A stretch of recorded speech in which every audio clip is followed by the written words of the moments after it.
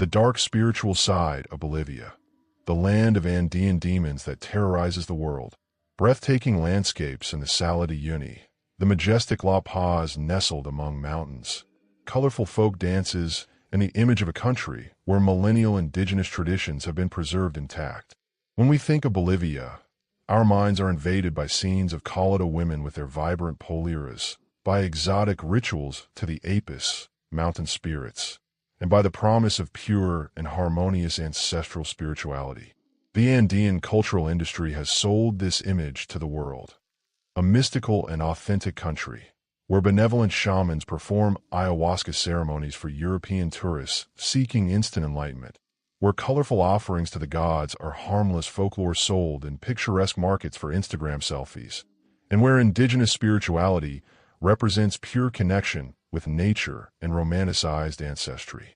But there exists a spiritual Bolivia that tour guides don't show, that the Bolivian government carefully hides from international eyes, and that world media prefers to romanticize, to keep alive the profitable fantasy of light shamanism, consumed by Westerners in existential crisis.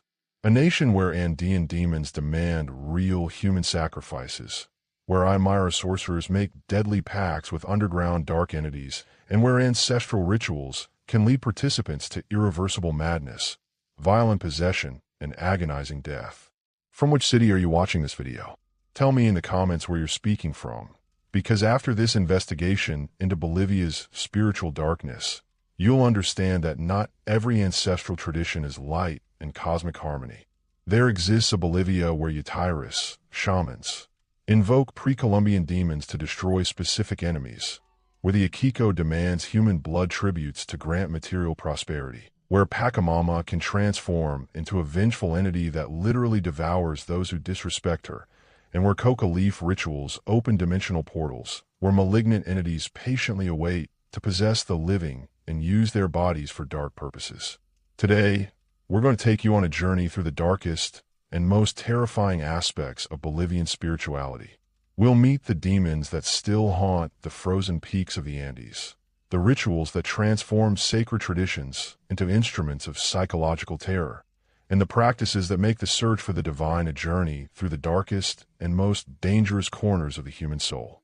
Prepare to discover that behind the colorful offerings sold to tourists and authentic ceremonies staged for documentaries exists a spiritual universe where ancestral horror and religious fanaticism meet in the deadly altitudes of the Bolivian Andes. Number 1. El Tío de la Mina, the absolute lord of the mineral underworld. While tourists visit the historic mines of Potosí as exotic attractions, posing for selfies at the entrances of deadly tunnels that killed 8 million indigenous people during Spanish colonization, thousands of modern Bolivian miners still religiously venerate and viscerally fear El Tío, a demonic entity that governs with absolute authority the mineral underworld and demands regular sacrifices of fresh human blood in exchange for protection against cave-ins that kill daily and discovery of rich veins that can transform miserable families into prosperous ones overnight. This is not folklore created to entertain tourists or academic anthropologists. It's living religion, practiced with deadly seriousness in the claustrophobic depths of Cerro Rico, where death stalks every manually excavated tunnel under conditions that would make concentration camp prisoners seem privileged. El Tío is not a romanticized folkloric character created to attract foreign visitors, but an absolutely real and terrifying entity for the more than 15,000 miners who risk their lives daily in labyrinthine tunnels that extend for hundreds of kilometers through unstable rocks, where toxic gases cause pulmonary silicosis that kills slowly, where internal temperatures exceed 45 degrees Celsius, and where more than 30 people die monthly, a mortality rate higher than many active war zones in the world. Statues of the demon, artisanally carved with pointed horns representing connection to underground forces, erect penis in permanent erection symbolizing mineral fertility, and terrifying facial expression with red eyes that glow in the tunnel darkness, are strategically positioned in special chambers excavated specifically for this purpose within the deepest and most dangerous mines.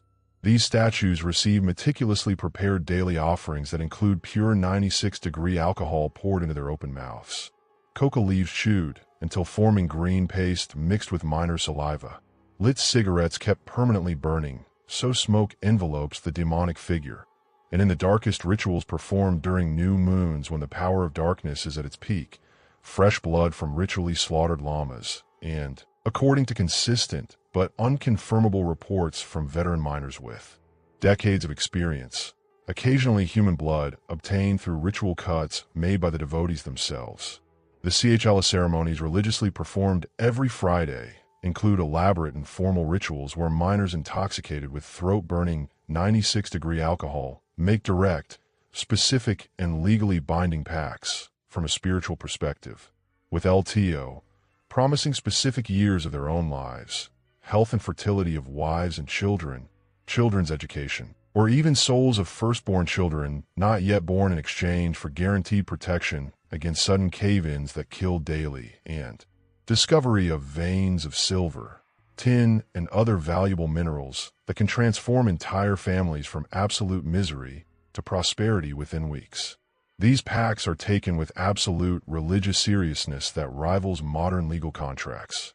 Miners who break promises made to the demon consistently report, with disturbing and verifiable details, inexplicable accidents that leave them permanently mutilated, blinded by sudden gas explosions, paralyzed by rocks that fall coincidentally only on them, or dead under circumstances that defy rational explanations and make official investigators abandon cases due to lack of conclusive evidence. Leave a like on this video if you have the courage to learn about these spiritual traditions that challenge our Western understanding of the sacred and profane. The mandatory initiation rituals for new miners. Many still teenagers between 14 and 16 years old forced by extreme family poverty to choose between deadly mining and literal death by starvation, include terrifying ceremonies where young people are physically forced to drink fresh animal blood mixed with burned pure alcohol in front of LTO statue, while veterans with prematurely aged faces and lungs destroyed by decades of exposure to toxic gases tell detailed, specific, and verifiable stories of miners who disappeared after disrespecting the demon. Their work tools are found abandoned in tunnels where no body was ever recovered, as if they had been literally swallowed by the earth. These aren't just stories invented to frighten initiates.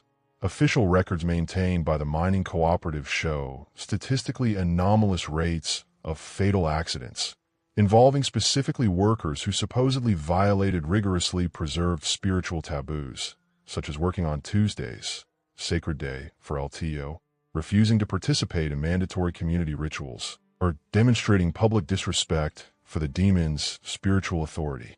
Syncretization with Christianity created disturbing and schizophrenic spiritual hybrids where miners fervently pray to Catholic saints on the surface, especially Saint George, protector against dragons, and Saint Barbara, official patron of miners, but exclusively and secretly worship LTO underground, creating a religious duality that literally divides their spiritual universes. God governs the world of the living, sunlight, and Christian morality, but the devil has absolute and uncontestable dominion over the underground world of the dead, mineral riches, and economic survival. Catholic chapels are ostentatiously built at the main entrances of mines to satisfy religious and governmental authorities, but the true altars, where real power is exercised and vital negotiations are conducted, are hundreds of meters below the surface, in dark and claustrophobic chambers where toxic air permanently mixes with incense smoke made from sacred Andean plants and coagulated blood that forms crusts on rocky walls. Number 2. Yatiris of Darkness, the supreme sorcerers of the Andes. The Yatiris, shamans, that tourists encounter selling colorful amulets and performing superficial and commercialized spiritual cleansings in the folkloric markets of La Paz, are deliberately diluted, commercial, and touristically palatable versions of a millennial shamanic tradition that includes practitioners of the darkest, most destructive, and genuinely terrifying arts of Andean magic. Yatiris specialized exclusively in revenge work and spiritual justice, operate in the shadows of Bolivian society, offering clandestine services ranging from causing specific and clinically incurable diseases to provoking slow, agonizing and apparently natural death of enemies, through complex rituals that mix pure pre-Columbian magic with Catholic elements distorted and perverted for malevolent purposes. Witchcraft markets like the world-famous Mercado de las Brujas in La Paz sell much more than exotic and harmless souvenirs for tourists to photograph for social media. In the back stalls, in deliberately dark corridors inaccessible to casual visitors, accessible only to locals who demonstrate specific knowledge of codes, passwords, and recognition rituals, veteran Yatiris with 40, 50, 60 years of practical experience sells special services that include surgically precise targeted curses to cause cancer in specific organs, incurable diabetes, permanent sexual impotence, both male and female sterility, progressive madness that develops over months, and even slow death that mimics natural diseases through ritual works that can last up to an entire year, gradually developing like spontaneous medical conditions that completely confuse Western-trained doctors. The darkest ingredients used in these rituals include substances that would make historical European black magic practitioners recoil in absolute horror. Menstrual blood, collected specifically during lunar eclipses when destructive feminine energy is at its peak. Sperm ritually mixed with urine from specific people obtained through bribery or theft. Hair and nails from designated victims secretly cut during sleep or through close accomplices. Earth collected from cemeteries during burials of people who died violently or in mortal sin. Llama and alpaca fetuses ritually aborted during storms to maximize spiritual trauma.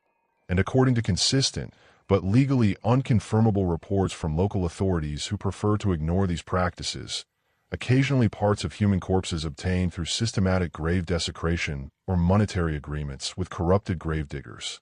These materials are carefully preserved in pre-Columbian ceramic containers sealed with Andean bee wax and buried in geographically specific locations during new moons, then exhumed for use in rituals performed exclusively on isolated Andean peaks above 4,500 meters altitude, where no Christian has ever stepped and where rarefied air naturally induces altered states of consciousness that facilitate communication with malevolent spiritual entities. Curse rituals include the artisanal and elaborate creation of muñecos, Andean voodoo dolls, that represent specific victims with anatomical precision, meticulously constructed with stolen clothes, photographs secretly obtained through espionage or bribery, hair cut during sleep, nails collected from personal objects, and specific bodily elements from the targeted person obtained through methods that include theft, seduction, blackmail, or violence. These dolls are subjected to systematic, progressive, and psychologically precise ritual torture, slowly burned in ceremonial ovens over several weeks to simulate prolonged fever, methodically pierced with Andean cactus thorns to cause specific pains, buried alive in empty tombs to induce claustrophobia and anxiety, or thrown into glacial rivers during storms to provoke spiritual hypothermia, while specialized Yatiris recite curses in archaic Imira that supposedly cause corresponding physical, mental, and emotional suffering in the person represented by the doll. The process can last entire months, with the doll being tortured weekly through specific methods until measurable and verifiable results are achieved in the real victim.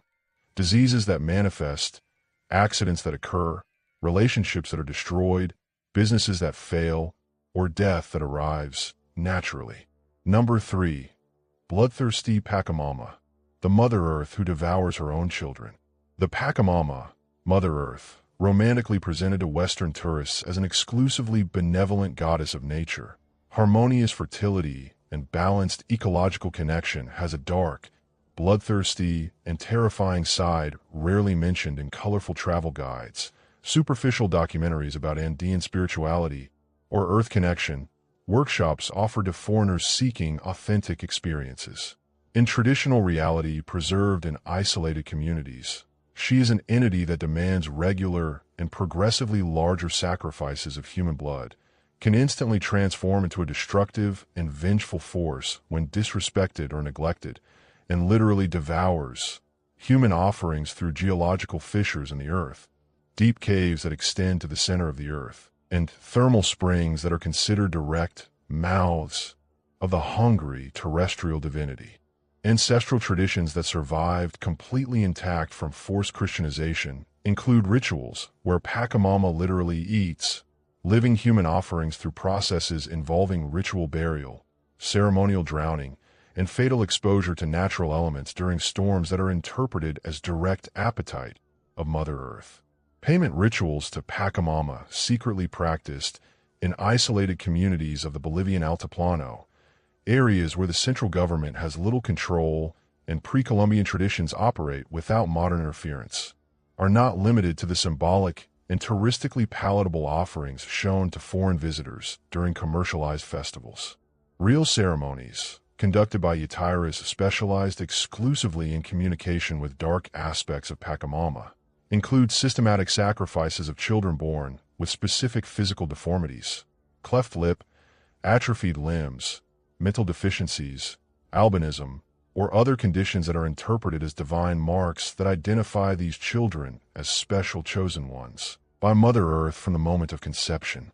These children are considered spiritual property of Pachamama from birth, raised specifically to serve as living intermediaries between the human world and the underground realm of the terrestrial divinity. They are buried alive in geographically sacred locations during solar eclipses, when Earth's power is at maximum. Earthquakes, interpreted as Pachamama's hunger, or volcanic eruptions, direct manifestations of divine rage, religiously believing that their spirits serve eternally as underground guardians of Pachamama, protecting communities against apocalyptic natural disasters and guaranteeing permanent fertility of harvests for entire generations. Pachamama's wrath manifests through natural disasters that strike with surgical precision and suspiciously selective targeting of specific people, designated families, or entire communities that violated environmental taboos rigorously preserved for millennia through oral tradition. Droughts that destroy exclusively certain farmers' fields while neighboring properties remain green, floods that selectively sweep away specific people's houses while adjacent residences remain untouched, landslides that bury entire families while immediate neighbors remain completely safe, and localized earthquakes that open fissures directly under properties of environmental transgressors are unanimously interpreted as direct, intentional, and personally targeted punishments from vengeful Mother Earth. These coincidences lead terrorized communities to perform appeasement rituals that frequently include voluntary human sacrifices of family members considered directly responsible for the original transgression. People who cut sacred trees, polluted ritual springs, hunted protected animals, or violated other taboos that directly connect human behavior with natural stability. Would you live in a country where the very earth beneath your feet is considered a conscious, hungry entity capable of punishing transgressors through targeted natural disasters? Leave in the comments what you think of this brutal spiritual reality. Number 4. Supay, the absolute emperor of the Andean dead. Supay, the Andean god of death and absolute emperor of the underworld, Uku Pasha, continues to be one of the most feared, respected, and secretly venerated entities in all of modern Bolivia. Unlike the Western Christian conception of death as peaceful transition to eternal rest or divine judgment, Supay governs a militarily organized underground realm where the dead find neither peace nor redemption, but serve eternally in hierarchically structured spectral armies that can be invoked, commanded, and directed by specialized shamans to terrorize, torment, persecute, and eventually destroy specific enemies in the world of the living through methods that combine psychological warfare with direct supernatural attacks. Necromancy rituals practiced by Yatiris, specialized exclusively in communication with the dead, include extremely complex ceremonies where spirits of specific deceased persons are invoked by name, summoned through personalized offerings, and militarily commanded to execute elaborate and precise revenge against designated enemies of the living. These rituals are performed exclusively in cemeteries during Tuesday dawns, a day considered sacred to Supay because it represents transition between life and death, including fresh blood offerings obtained through sacrifices of completely black animals, llamas, alpacas, dogs, cats raised specifically for this purpose. High-proof alcoholic beverages poured directly over specific tombs of people who died violently or under traumatic circumstances, and formal promises, legally binding from a spiritual perspective, to send more souls to serve in Supay's underground army in exchange for specific and measurable spectral services. The Bolivian Festival of the Dead, Yatiris, practiced mainly in La Paz, El Alto, and other Andean cities, goes far beyond the superficial and commercialized folkloric celebrations shown to foreign tourists and documentarians seeking exotic content for Western consumption. Real rituals, practiced by families that have preserved traditions through generations, include physically feeding preserved human skulls, many obtained through illegal exhumation or purchase in the black market of human remains, with coca leaves chewed until forming green paste, pure 96-degree alcohol poured directly in empty eye sockets, and food chewed by the living and then regurgitated into the open mouths of the skulls. These practices are followed by hypnotic dances lasting hours, where participants progressively enter states of deep trance induced by altitude, alcohol, psychoactive plants, and oxygen deprivation, being possessed by spirits of the dead represented by the skulls they are feeding. These possessions frequently result in violent, sexually explicit, and prophetically precise behaviors that terrorize observers, with possessed people speaking in voices completely different from their normal ones, revealing intimate secrets of living people they could never know through normal means, and making specific and detailed predictions about future deaths that are confirmed with statistically impossible precision. Pacts with Supay allow living people to obtain direct power over death and life through formal, specific, and irrevocable agreements where they promise to serve eternally in the underground realm after their own deaths in exchange for temporary capabilities to cause or prevent specific deaths of people named during the rituals.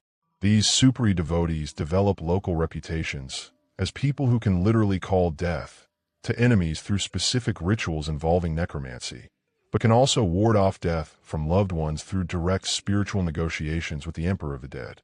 The price of these services includes specific years of the practitioner's own life, health and fertility of designated family members, or promises to recruit other specific souls to serve Supay when their respective times come.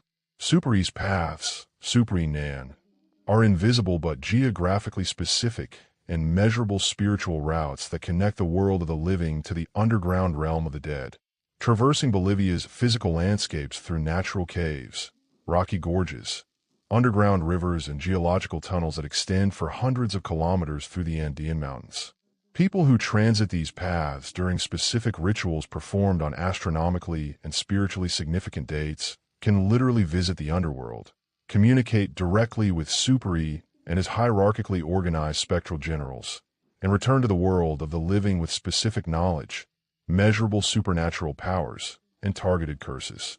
However, unofficial statistics suggest that more than 70% of people who attempt this journey never return to the world of the living, remaining forever as spectral servants in Supay's eternal army. Number 5. Cult of the Acaquilas, the supreme generals of the Andean mountains. The Acaquilas, mountain spirits, are ancestral entities that inhabit all Bolivian Andean peaks above 4,000 meters altitude and exercise absolute military control, territorially specific and geographically measurable over territory, climate, natural resources, and destinies of all human beings living in their delimited mountainous jurisdictions. Unlike the benevolent, welcoming, and ecologically harmonious spirits presented by Western New Age movements and Mountain Connection workshops sold to tourists, Acaquilas are known regionally for their implacably vengeful nature, rigid military hierarchy based on altitude and geological power, and brutal demands of their human devotees that include progressively larger sacrifices culminating in offerings of human lives. Propitiation rituals practiced by communities living directly under the dominion of specific mountains include offerings that go drastically beyond the symbolic and touristically palatable coca leaves sold to foreign visitors in folkloric markets. Real ceremonies practiced by communities that depend directly on the approval of Acaquilas for survival include elaborate and systematically cruel sacrifices of living llamas and alpacas, whose beating hearts are ritually torn out by the bare hands of specialized Yatiris and offered still beating while the animal agonizes in convulsions that can last up to 15 minutes. religiously believing that the intense suffering and terror of the animal dramatically intensify the power of the offering. For mountain spirits who feed directly on pain, fear, and agony. Shamanic initiations to develop capacity for direct telepathic communication with akakilas include extreme physical endurance rituals where candidates are left completely alone on frozen peaks above 5,000 meters altitude during snowstorms lasting days, exposed to temperatures that regularly reach minus 30 degrees Celsius, wearing only traditional llama wool clothing that is completely inadequate for thermal protection under these conditions. Candidates must survive without food, water, or shelter for periods ranging from 3 to 7 days, depending on the desired spiritual intensity. Many candidates die during the process due to hypothermia, dehydration, or brain injuries caused by lack of oxygen. Unofficial statistics kept by communities suggest mortality rates exceeding 60%, but their deaths are celebrated by entire communities as sacred unions with mountain spirits, their bodies left to be consumed by the akakilas through exposure to elements, birds of prey, and other natural decomposition processes. Akakila justice operates through parallel legal systems completely independent from official Bolivian justice, where entire communities take territorial disputes, crimes of passion, hereditary family conflicts, inheritance issues, and violations of community taboos to be judged directly by mountain spirits through specialized oracles who communicate verdicts through trance states induced by psychoactive plants, oxygen deprivation, and exposure to extreme altitudes. Punishments determined by akakilas include ritual exposure at deadly altitudes, where people considered guilty are tied completely naked to rocky peaks during storms and left to die slowly of cold, thirst, hunger, and exposure to elements as judicial sacrifices that satisfy the mountain spirit's thirst for justice. Mountain oracles are people who develop capacity for direct telepathic communication with akakilas through initiatory rituals that include regular and systematic consumption of highly toxic plants, datura, brugmansia, other Andean solanaceae, ritualistic self-mutilation through systematic cuts that leave permanent scars in specific geometric patterns representing spiritual maps of the mountains, and prolonged and repeated exposure to altitudes that cause measurable but permanent brain damage due to chronic oxygen deprivation. These people are simultaneously revered as direct bearers of divine wisdom and feared for their statistically precise prophecies, violently unpredictable temperaments that can change instantly, and apparently real capabilities to call storms, avalanches, landslides, and other natural disasters against people, families, or entire communities that displease or disrespect them. Subscribe to the channel and discover more dark traditions that countries hide from the world, because these spiritual realities need to be known before it's too late. Number 6. Kilauea Witchcraft. The Supreme Doctors of Andean Darkness. The Kilaueas, world famous as itinerant healers of the Bolivian Andes and officially recognized by UNESCO as intangible cultural heritage of humanity, practice much more than the benevolent traditional medicine shown in romantic documentaries and ancestral medicine workshops sold to Westerners seeking alternative healing. Specialists in black medicine, Yana Hampina, form a secret, hereditary, and rigorously protected subcategory within the Kilauea tradition, offering clandestine services that include causing specific incurable diseases, provoking progressive and irreversible madness, permanent sterility, both male and female, and even slow and agonizing death that perfectly mimics natural diseases through elaborate combinations of highly toxic plants, destructive psychological rituals, and sympathetic magic, based on millennial principles of bodily correspondence. Deadly master plants like datura, chamico, brugmansia, floripondio, and dozens of other Andean solanaceae, known only to initiated Kilaueas, are secretly cultivated in hidden gardens located at specific altitudes between 3,800 and 4,200 meters, where concentrations of toxic alkaloids reach maximum levels due to the combination of intense solar radiation, extreme temperatures, and specific mineral composition of Andean soils.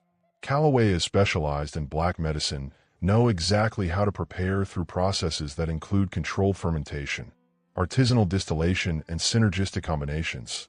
Dose with milligram precision, and secretly administer these substances to cause terrifying delirium lasting entire weeks. Reversible comas that can be maintained for months through maintenance doses, and frequently apparently natural death that completely confuses Western doctors trained in modern pharmacology. Specialized techniques include creating living curses, where victims become permanently traumatized by terrifying psychedelic experiences that irreversibly destroy their mental sanity, developing schizophrenia, bipolar disorder, suicidal depression, and other psychiatric conditions that are indistinguishable from natural mental illnesses, but were artificially induced through plants that cause specific and measurable brain lesions. Transfer rituals include ceremonies where specific diseases are literally passed from paying clients to designated victims through elaborate dolls constructed with organic materials from the targeted person, stolen clothes that maintain energetic essence of the original wearer, hair and nails secretly cut during sleep or through close accomplices, or personal objects obtained through theft, bribery, or seduction.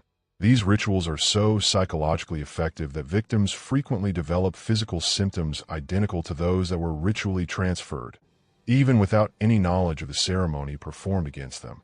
Documented processes include transfer of diabetes, cancer, arthritis, depression, sexual impotence, sterility, and dozens of other conditions that manifest naturally in victims over weeks or months. Revenge medicine includes specific pharmacological preparations to cause permanent sexual impotence through neurological damage to brain sexual control centers. Sterility, both male and female, through toxins that selectively destroy reproductive cells. Progressive blindness through alkaloids that damage the optic nerve. Gradual deafness through substances that destroy inner ear hair cells. Memory loss through neurotoxins that attack the hippocampus. Early dementia through proteins that cause accumulation of brain plaques similar to Alzheimer's, and other afflictions targeted with surgical precision. Ingredients include intimate substances secretly obtained from victims through methods that include espionage, blackmail, seduction, bribery of close people, or direct violence.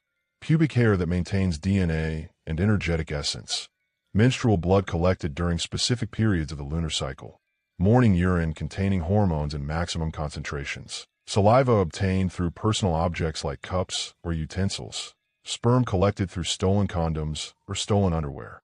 Mixed with specific neurotoxic plants and preparations that are secretly administered in food, drink, or absorbed through the skin via ointments applied to clothes, personal objects, or surfaces the victim will touch regularly. Kalawea initiations in black medicine include rituals where apprentices must prove their capabilities to cause real suffering before being authorized to learn healing techniques. Based on the traditional philosophy that control over life and death are inseparable and complementary aspects of true medicine.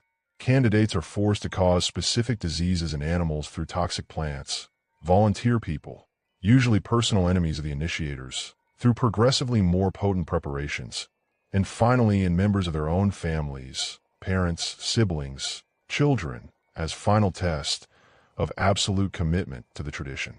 Many aspirants develop permanent mental disorders, clinical psychopathy, chronic paranoia, and other psychiatric disorders during these brutal initiatory processes that deliberately destroy their natural empathy and capacity to form normal emotional bonds.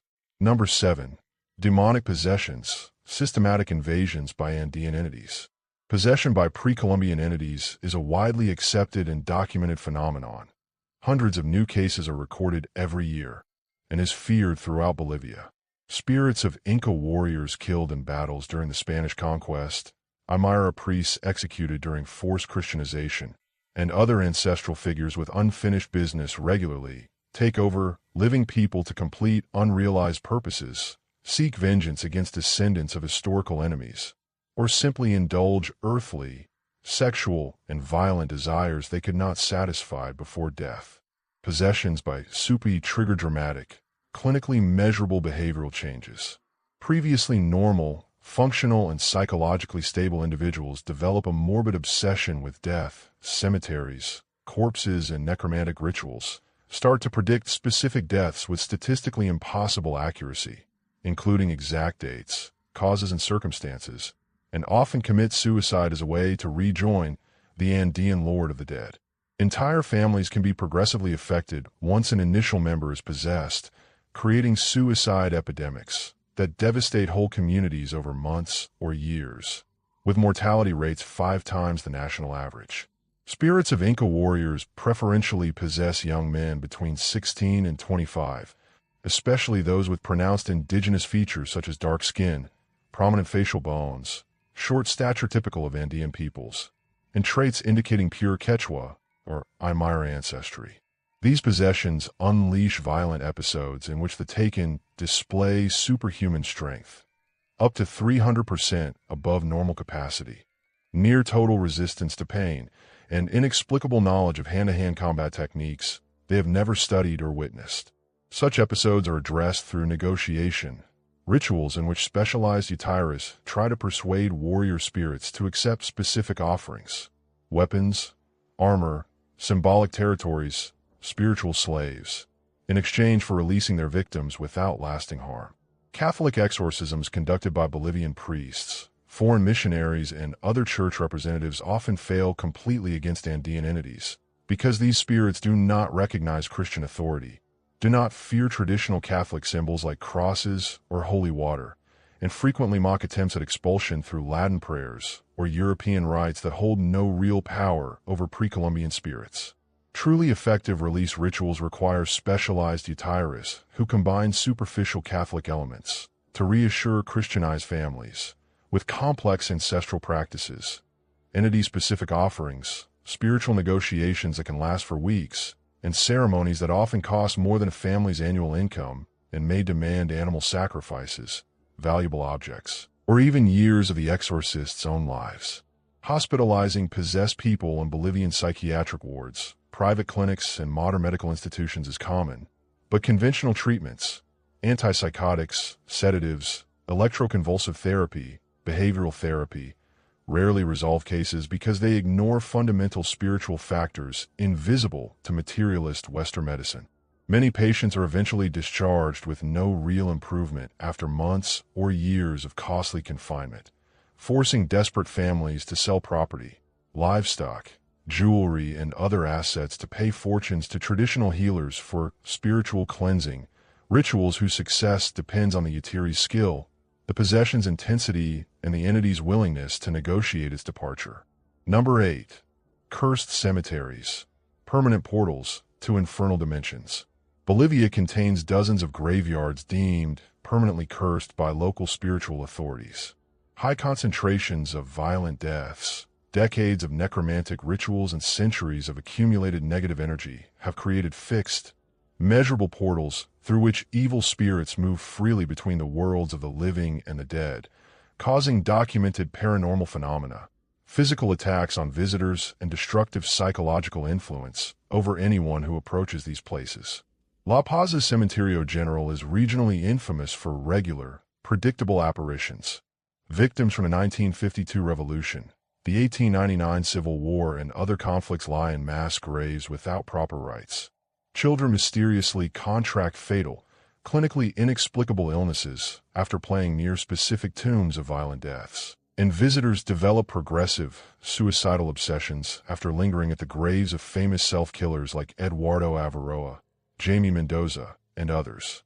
Night guards consistently report, corroborated by multiple independent witnesses, wailing with no identifiable source, dark figures walking among tombs before vanishing when approached, and invisible attacks that leave real, measurable injuries on victims, scratches, bruises, cuts that appear instantly without any physical cause. Regular necromantic rites in these cemeteries include summoning specific spirits to exact vengeance on named enemies, communicating with the dead through trance mediums who speak in the voices of the deceased, and ceremonies said to grant direct contact with dimensions where time is non-linear, allowing knowledge of future events and the destinies of the living. Performed mainly during new moons, when the veil between dimensions is thinnest, such rites use graves of those who died violently or traumatically and involve fresh blood offerings, alcohol poured straight onto tombs, and invocations in pre-Columbian tongues that supposedly open temporary dimensional portals. Final reflection: the deadly price of collective spiritual ignorance. After systematically exploring Bolivia's darkest and most genuinely terrifying spiritual facets, one question haunts anyone intellectually brave enough to confront these realities. How did traditions that originally linked people to natural forces, ancestry, and millennial wisdom transform into systems that so often terrorize, traumatize, manipulate, and destroy human lives on an industrial scale? The answer may lie in the corrupted nature of spiritual power when wielded deliberately to control, manipulate, and exploit rather than to heal, harmonize, uplift, and liberate. Many of these practices are not merely historical survivals for academic anthropologists or exotic folklore for documentarians, but active, intentional evolutions that adapt legitimate ancestral elements to meet modern needs for power, revenge, social control, psychological manipulation, and economic exploitation in a society where official justice is deeply corrupt, Western medicine financially inaccessible to most, and real economic opportunities non-existent for millions living in absolute poverty. What most shocks and genuinely disturbs honest observers is how seamlessly these dark traditions coexist, symbiotically and mutually reinforcing, with Bolivia's superficial modernity. Office workers in climate-controlled buildings in La Paz consult specialized Yatiris before major investments, relationships, and professional rivalries. Miners who operate modern industrial machinery still seal bloody pacts with LTO before every shift.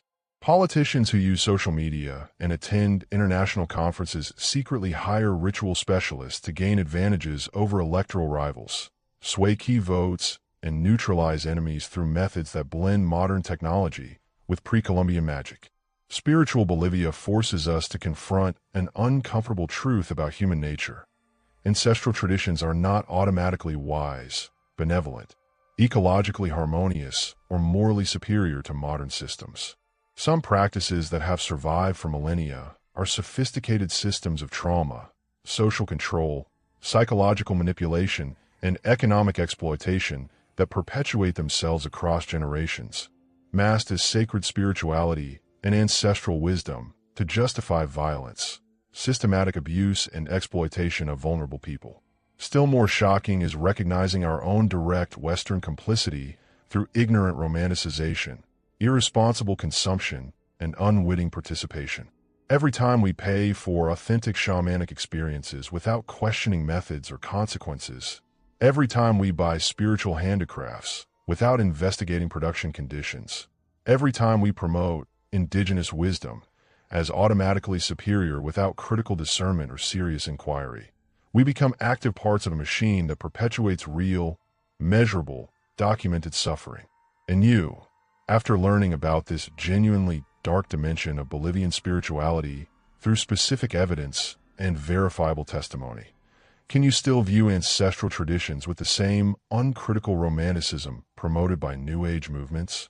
Can you still see Andean rituals as simple nature connection without considering the potentially dark, violent, and exploitative aspects hiding behind the colorful facades sold to tourists? Tell me now, after discovering the specific, documented horrors lurking beneath Bolivia's colorful, romanticized traditions, what shocked you most? Did you already suspect these dark, violent, and genuinely dangerous dimensions existed in Andean spirituality? How do you think we can honor the legitimate aspects of ancestral traditions without perpetuating those that cause real, measurable suffering? Leave your honest reflections in the comments about how our Western fascination with exotic spirituality can blind us to the traumatic realities behind practices we irresponsibly romanticize without serious investigation. And if this content made you question your own perceptions of indigenous spirituality, share it with others who need to develop a more critical, responsible, and truly informed perspective. If you want to keep exploring the genuinely hidden dimensions of cultures the world prefers to keep romanticized, superficial, and commercially palatable, hit the notification bell so you don't miss any investigation that reveals what really happens behind the world's darkest, least publicized spiritual backstage. Thank you for the intellectual courage and emotional maturity to explore these disturbing realities without irresponsible romanticization or defensive denial. Until our next journey into the darkest, most complex, controversial, and genuinely revealing aspects of the human spiritual experience.